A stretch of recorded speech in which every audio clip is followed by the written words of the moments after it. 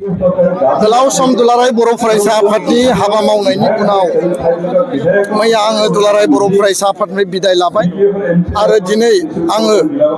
बिटिआरनि मोनसे आनसलिक दल इउपिपिएल दोलोआव आङो जगदान जादों उदालगुरिनि बे टाउनाव आरो बेखायनो आं बे खोथाखौ स्पष्ट बुंनो नागिरो जे बर' हारिनि थांना थानाय आरो गुबुन गुबुन हारि माहारिनि जिखिनि जेंना जेंसि दङ बर' गोजोन गोरोबथानि मोनफ्रोमबो दफाखौ आखरे आखरे मावनांगौ लोगोसेनो गामि सोसननांगौ 125 एमेन्डमेन्ट पास खालामनांगौ जि खामानिखौ गणतान्त्रिक भाबै बायजोआव थानानै मावबाय बे खामानिखौ सिङाव थाना सिस्टेमाव थांनानै सरकारजों जुजिनानै गिबि मन्थ्रिजों रायज्लायनानै नारसिननानै बेखौ समाधान खालामनांगौ आंनि कर्तब्य आरो बेखायनो बे कर्तब्यखौ आङो पालन खालामनो थाखाय रायजोखौ सिबिनो थाखाय समाजखौ सिबिनो थाखाय आरो राजनीतिक सामाजिक भाबै रायजो राजानि जौगानायनि खामानि मावनो गोरिब गुन्द्रानि जौगानायनि खामानि मावनो थाखाय आं आवगायबोदों रायजो राजाया बिसास लाखि आं रायजो राजानि सायाव बिसास दङ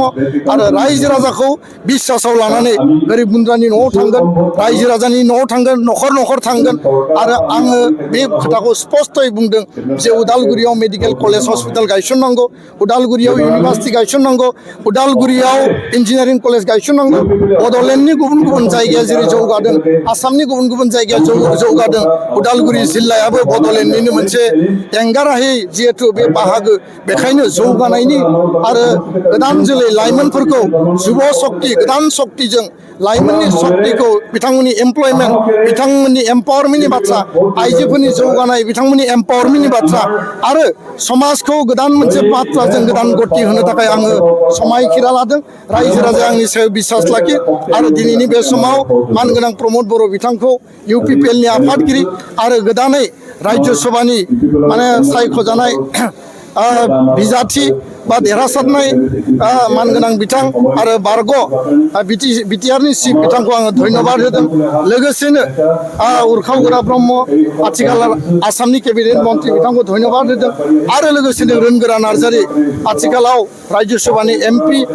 लोगोसेनो मानगोनां गबिन्द बसुमतारी बारग' डेपुटि चिफ आरो उदालगुरि समस्तिनि मानगोनां एमएलए बिथांखौ आं धन्यबाद होदों बिथांमोना आंखौ गावनि दोलोआव बजबनानै लाबाय फैबाय थानाय समाव हारिनि स्वार्थनि थाखाय समाजनि स्वार्थनि थाखाय प्रत्येक रायजो राजानि स्वार्थनि थाखाय आङो गोसो होसारनानै हाबा मावगोन बे आंनि थांखि बेयाव जाति धर्म भाषा बासियालासेनो बयनिबो थाखाय हाबा मावनाया आंनि थांखि बेखिनिखौ गुबुन दोलोआव थाङालासेनो नोंथाङा दिनै इउपिपिएल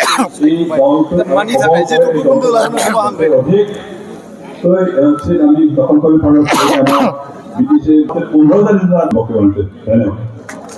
गुबुन दोलो जेखि थांखि लादों बे थार थांखि होननानै आं सानो आरो गोबां दोलो आंखौ हांख्रायदोंमोन आं बिथांमोननि जि प्रस्ताब बे सन्मान बेखौ आङो मान होदों मर्यादा होदों खिन्थु आङो गासैबो बिसार बिबेचना खालामनानै इउपिपिएल दलाव जगदान खालामनायखौ आङो आजावनानै लादों आंहा गुबुन कुनु दलनि फारसे गाज्रि मोननाय रागा जोंनाय हामा मोननाय गैया बयखौबो दोलोखौनो आं सन्मान होयो नाथाय आदर्शगत भाबै आङो इउपिपिएल दोलोआव थानानै हारि सिबिनायनि थाखाय खोथा सानदों आरो हारि सिबिनायनि एकमात्र आंनि एजेन्डा थेंक इउ